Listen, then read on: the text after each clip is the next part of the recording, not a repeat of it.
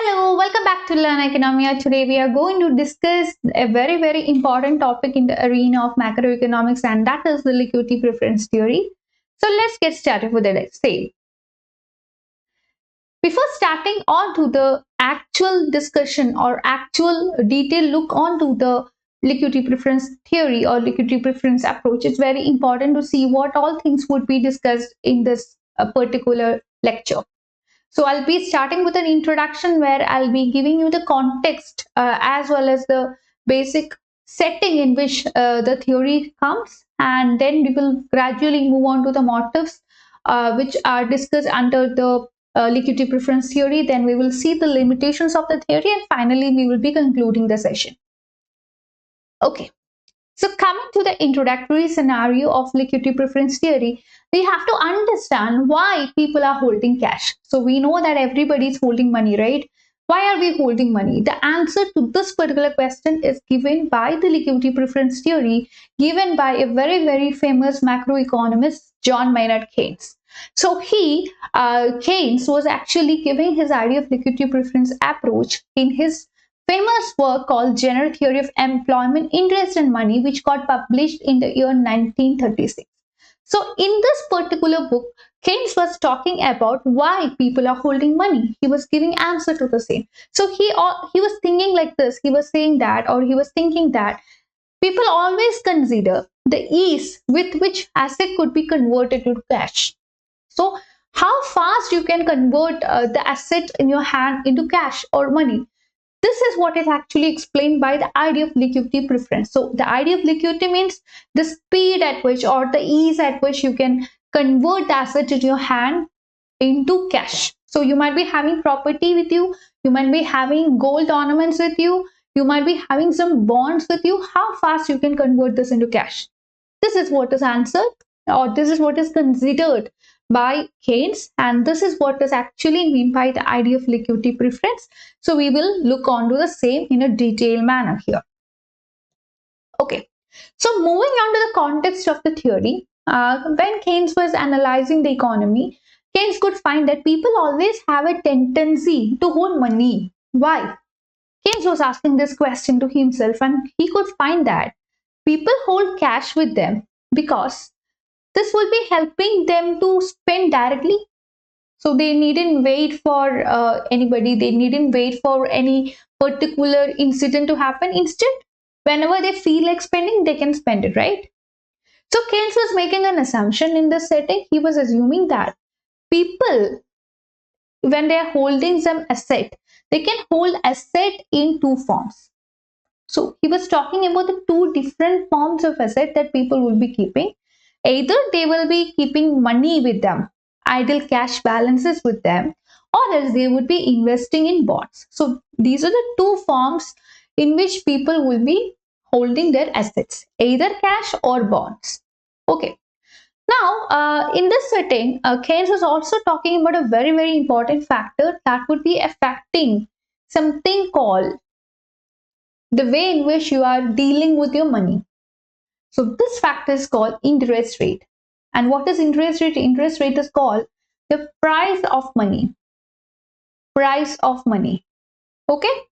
So Keynes was saying that the price of money in a monetary setup or in the money market, this is being determined by two important factors: the demand for money as well as the supply of money. Okay. So you know that in a commodity market or in a good market, the demand for goods as well as the supply of goods, these are the two market forces that will be helping you to arrive at the equilibrium price. So the same kind of logic can be applied in the money market as well. So you believe that the demand for money as well as the supply of money, these are the two important forces that will be coming together, interacting with each other to determine something called the equilibrium price of money, what you call as the interest rate. Okay. Again, Keynes was saying that people will be holding money to satisfy their various motives. So there are various motives of holding cash, and he was talking about three important motives of holding cash. So he said that people will be merely holding cash to satisfy any of these three motives. Okay, so we are moving on to the details of these three motives right now.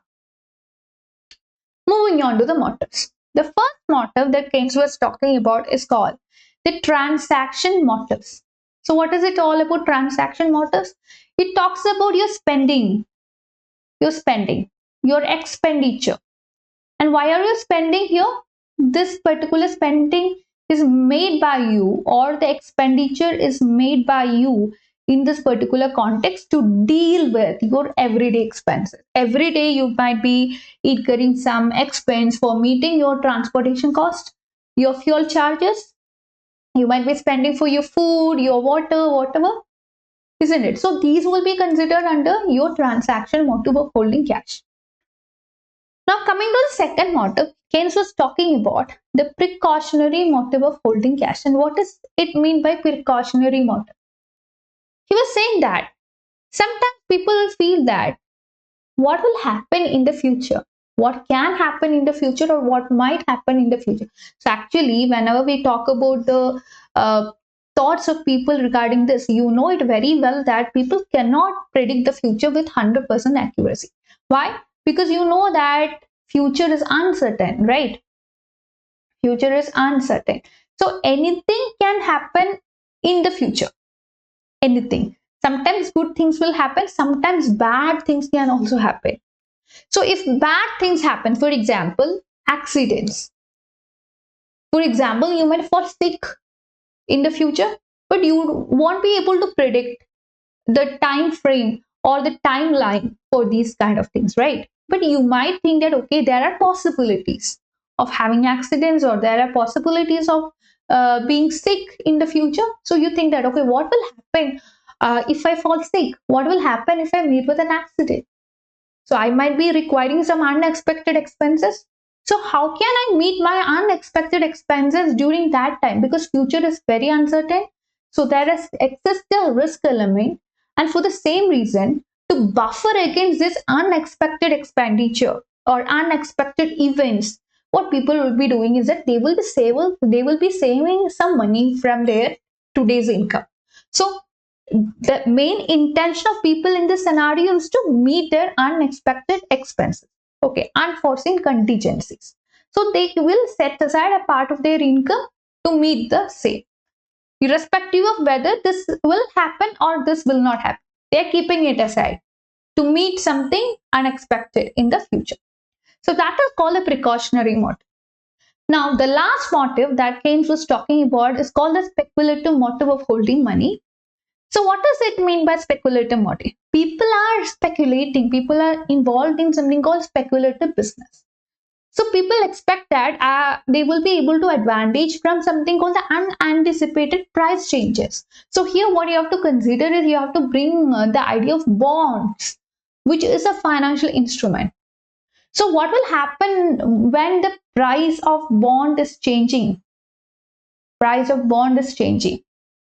So definitely it can go either up or it can come down, right? So depending on whether it is moving up or coming down, somebody will be making some advantage, somebody might be having some disadvantage. So as far as a rational person is concerned, he would always like to get something called advantage. So speculative motive of holding money will take into consideration the person's intention to get advantage from anticipated price changes of these financial instruments. So here we are just taking the example of bond. Okay. Now, taking you to these three motives in a detailed manner, taking you to the transactionary motive of holding cash right now. So here what happens is that I told you in the very beginning that here we are taking into consideration the day-to-day transactions of the people. So to meet your day-to-day expenses, what you need is money. Money is considered here. So money in this particular instance is considered as a medium of exchange, or you can say that the medium of exchange function of money is highlighted here. So what does it mean by medium of exchange? Whenever you give money to some shopkeeper, you will be able to get whatever items that you need from that particular shop, or whatever items that you demand from that particular shop, right? So the shopkeeper is accepting money In return, you are given some products that you demand from the shop. So money acts as a medium to get the products from the market. And in this scenario, Keynes was saying that the transactionary motive of holding money is actually determined by your income. So just assume that you have high income. So if you have high income, what about your spending? What about your expenditure? Your expenditure would also be high because you think that, okay, now I can get some luxury products as well because my income is high. It can happen vice versa as well. When your income is less, what will happen is that you think that it's better to keep your expenditure low. So you will be spending only for some necessary items, right? So whenever there is higher income, there would be more spending, and whenever there is lesser income, there would be less spending. So this is why Keynes was saying that the transaction demand for money, that is represented as LT, is a function of income. Here Y stands for income and LT stands for transactionary motive of holding money. So whenever income increases, expenditure increases. That is transactionary motive of holding money would increase, and whenever your income is less, your transaction demand for holding money would also be less. Okay, that is what is told by Keynes. So he was saying that the transaction demand for money is actually a direct function of income. But what is the scenario in connection to the interest rate? How do you think that the transaction motive of holding money is having some connection with the interest rate? Keynes said that this is perfectly interest inelastic. Why? If you look at the figure, you can find that if the interest rate is moving from R1 to R2, so we are measuring the interest rate on y-axis and quantity of money on the x-axis. So we prefer to see that what is happening when the interest rate is increasing from R1 to R2. So from R1 was the initial interest rate. From this initial interest rate, due to some change in the economy, interest rate is increasing to R2. Okay. So in this scenario, you could find that your demand for holding money to meet your transaction requirements is having no change. It remains to be Q0. It doesn't change at all, irrespective of whether the interest rate is R1 or R2. Okay, so your interest rate is not at all influencing the quantity of money that you're holding to meet your transactionary motive. Okay, so irrespective of whatever be the interest rate in the market, whether it is high or low, you keep a certain portion of your income with you to meet your transactionary motive. That's it. So that is why you're saying that the transactionary motive of holding money is perfectly inelastic. So that is why you are saying that the transactionary motive of holding money, this is not influenced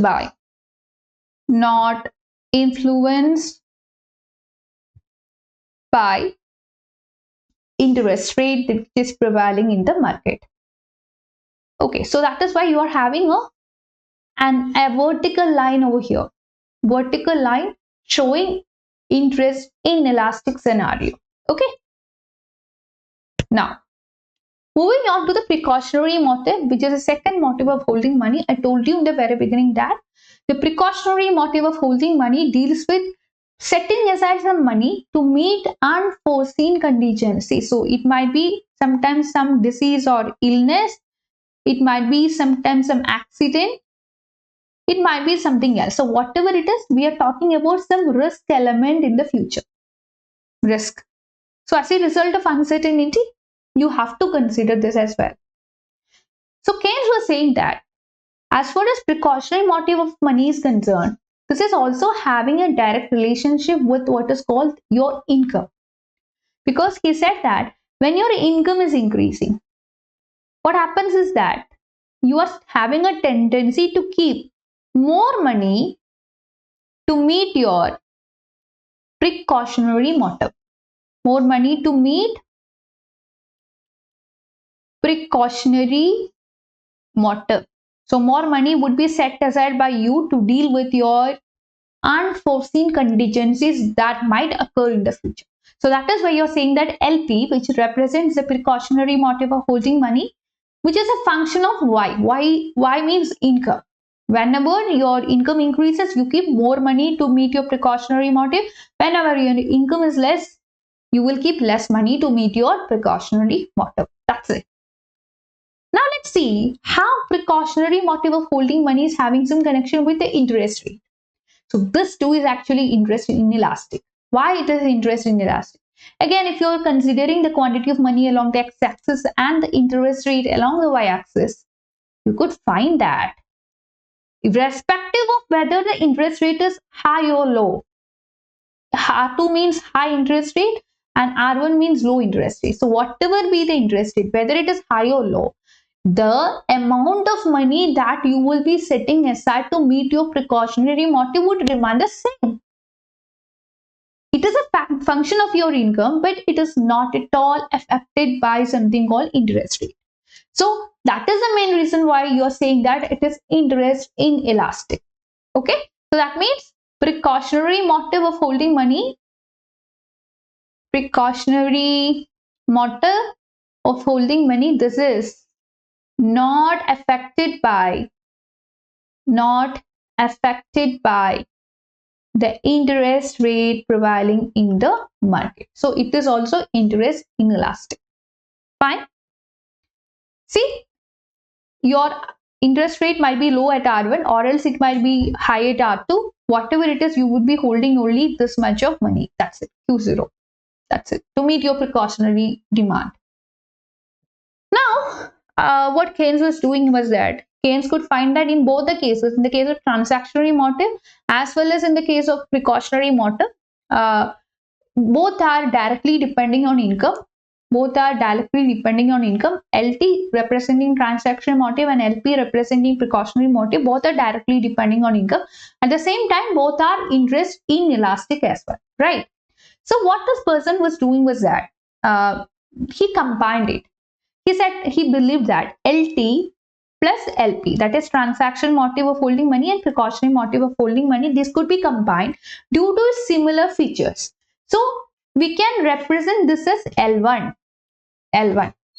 Now, since transaction motive of holding money and precautionary motive of holding money both are function of income, direct function of income, you could find that whenever income increases, both transaction motive of holding money and precautionary motive of holding money will increase. Whenever income falls, both transaction motive of holding money and precautionary motive of holding money will be coming down.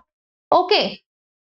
So, in this scenario, we can also feel that L1 is interest inelastic. L1 is interest inelastic. Why? Because irrespective of what is the prevailing rate of interest, you will be setting aside a certain portion of income to meet your transaction motive as well as your precautionary motive. So here you can say that L1 is a function of income, at the same time L1 is interest inelastic. So if you're plotting your L1 scenario by considering interest rates on the y-axis and L1, which is a combination of both transaction motive of holding money and precaution motive of holding money on the x-axis. So this means LP plus LT. Here you can find again a vertical line, since it is a function of income but not at all a function of interest rate. Okay, that is why you are getting it as interest inelastic. Now, so we have considered the transaction demand of holding money and the precautionary motive of holding money. Now coming on to the speculative motive of holding money. Why are people holding money to meet their speculative motive, and what is it all about? So here we have to consider the way in which people would be purchasing some asset. Why are they purchasing asset? They are purchasing asset for having some gain, because we expect that people are rational. Okay. So here we have to consider bonds, which is acting as a financial instrument or a debt security. Financial instrument. Okay. So here you need to take into consideration two aspects. One is the purchase price of bond. So what is the money that you will be giving to get a bond? And also you have to consider the selling price of bond. What is the money that you will be getting whenever you are selling bond in your hand? So this will be having a gap, isn't it? So if the purchase price is more and selling price is less, one scenario will happen. If the selling price is more and purchase price is less, one scenario will happen. If the purchase price is less and selling price is more, another scenario will happen. So you have to take these kind of things into consideration. So people always want to have a gain. This is yet another thing you have to consider. So when comparing purchase price and selling price, people want to have a gain. That's it. Okay. So here one more thing you have to bring, that is interest, because bonds are some debt security or financial instrument that will yield interest to the bearer of the bonds. Okay, whoever is holding the bond will get this interest. Now we could find that, or Keynes was finding that people always expect something called rewards in the future. They always wish for rewards, future rewards. So coming to the actions of people, coming to the behaviors of people, actions and behaviors of people, this is always driven to get future rewards. They want as many rewards as possible. They would like to maximize their future rewards, isn't it? So in the case of speculative demand, we could find that it is interest elastic. So you can have the quantity of money that you're holding, and in the x-axis and the interest rate along the y-axis, you could find that it will show an inversely sloppy curve. So that means there exists a negative relation in this scenario between interest rate and the quantity of money. Okay, so there exists an inverse relation between these two items, interest rate on one side and the quantity of money on the other side. We are going to see the details here. So Keynes could find that there actually exists an inverse relation between the interest rate and the quantity of money. So he was saying that, okay, actually there exists a negative relation between interest rate and bond prices. The bond prices and interest rate, these are having an inverse relation. And he was explaining the scenario. He was telling that, just suppose in the existing scenario or in the present scenario, the whatever bonds that are presently existing, so let it be like in the present context. So we have to consider the present context. In the present context, what happens is that whatever bond is existing is having a low interest. We are talking about low interest bonds. Okay, so in the present we are just having low interest bonds. So now the bond issuing authority, whether it is a government or a private entity, whatever. So usually it is a private entity or government, whatever. Both can issue bonds, right? So the bond issuing entity, is now thinking that it can now come with some new bonds. So, but it is making some difference. Already existing bonds are yielding low interest, but now it is thinking that what can we issue some high interest bearing bonds. So now they think that, okay, we will bring to the market something called high interest bearing bonds. So what will happen if there is high interest bearing bonds? People always want high interest bearing bonds, high interest giving bonds, right? So existing bonds which is yielding lower interest in that particular setting will become less attractive, because people could find that there are high interest giving bonds available in the market. The entity has given or issued new bonds which is yielding higher interest. So why should we stick on to low interest bonds? So they will move on to high interest bonds. Okay. So now high interest bonds are also there in the market, high interest bonds. So these high interest bonds will be having more demand because people are rational, right? So this is having more demand. This is having more demand. So many entities will be issuing this high interest bonds which are having more demand, and to make the bond market more competitive, what will happen is that the price of these bonds should come down. So price will decrease. So we could find that for high interest bearing bonds, when it is introduced in the market, the price of the bonds is coming down. So this is how you are establishing an inverse relationship between the bond prices as well as the interest rate. Okay. Now, let's explain the speculative motive of holding money by having a diagram. You consider the interest rate along the y-axis and quantity of money along the x-axis. So we will start from the high interest rate scenario, that is R1. R1 is the comparatively higher interest rate. So at R1, what happens is that the price of the bond is low, because we have already find that when interest rate is increasing, price of the bond will be falling. This is the connection, and inverse connection exists, right? So if the interest rate is high, the price of the bond will be low. If the price of the bond will be low, don't you think that there exists a high opportunity cost of holding cash? High opportunity cost of holding cash. Why? Because the interest rate that is given to the bond is high. So if you are keeping more bond, definitely you will be getting a high interest rate, right? So if you think that, okay, I will not purchase bond, instead I will keep money as idle cash balances in my pocket. So what is the decision that you're taking? You are taking a wrong decision, right? Because you are having a very high opportunity cost of holding the cash. Because the interest rate of bond is very, very high, you are sacrificing it and you are keeping idle cash balances, means you are a loser, right?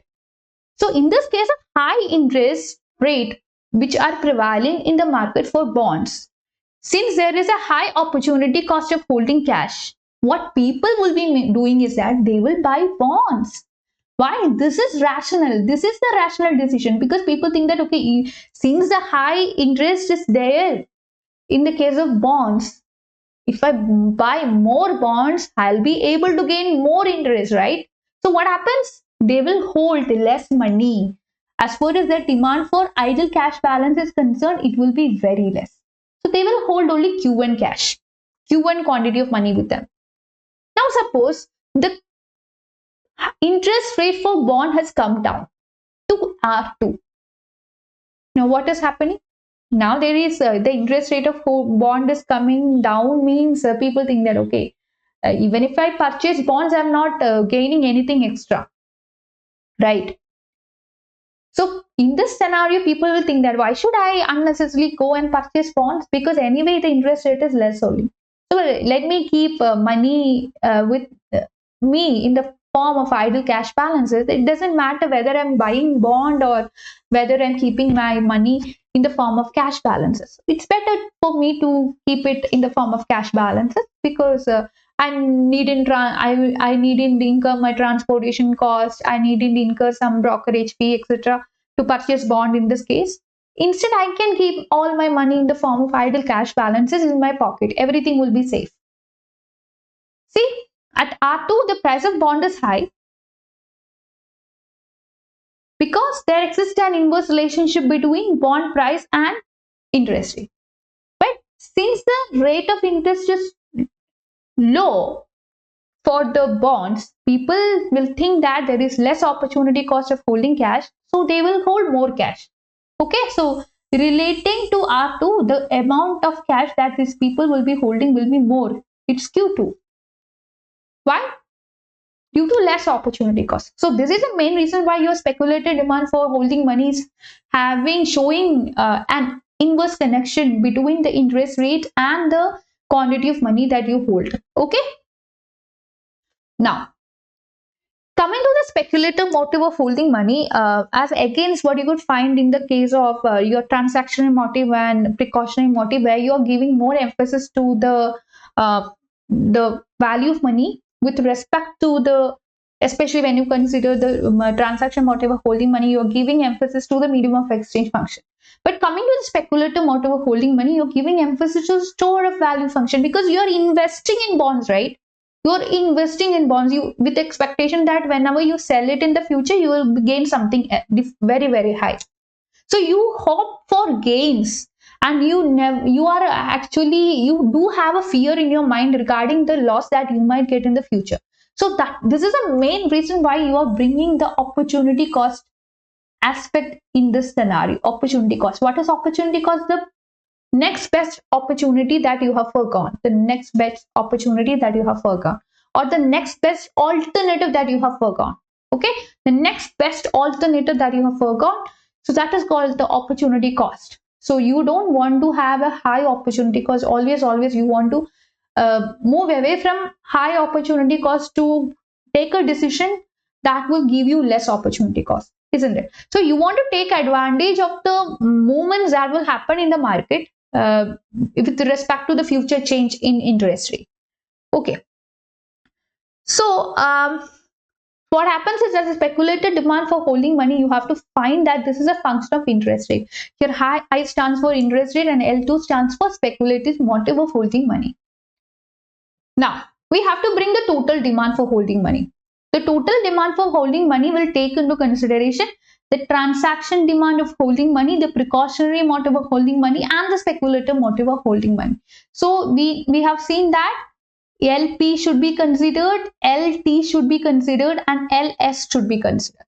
Precautionary motive, transaction motive, and speculative motive. See, these two things we have considered as L1, and speculative motive we have represented it as L2.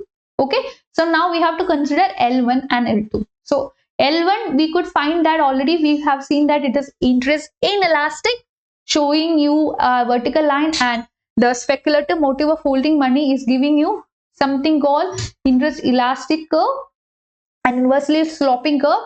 So what you have to do is that you have to combine this L1 and L2. This is L2 and this is L1. You can combine this to have the total demand for holding money. So this is called the liquidity preference. You have to take a sum. Okay, so this vertical line shows you the case of L1. This line inversely sloping case will give you L2, and here you are combining both L1 and L2. That's it. Now the liquidity preference theory of holding money is having a lot of limitations. One thing is that Keynes was considering L1 as interest inelastic, right? He believed that the precautionary motive of holding money and the transactionary motive of holding money both are interest inelastic. But later on, Tobin, another economist, he was saying that when people consider something called their expectations into consideration, by considering the interest rate of today. So this is making some changes in the scenario. So Tobin said that when the interest rate in the economy is high, in the short run scenario, there can be some demand for money. The demand for money will definitely respond. There can be some change in the demand for money. The demand for money will respond. So interest rate as well as demand for money, this is having some connection as told by Tobin in his portfolio theory for demand for money. But this was not considered by Keynes. Okay, that is a fault. In reality also, you could find that whenever the interest rate is high in the market, you will definitely make your changes in the spending habits as well as precautionary motive of holding money, but that is not considered by Keynes here, which is a drawback.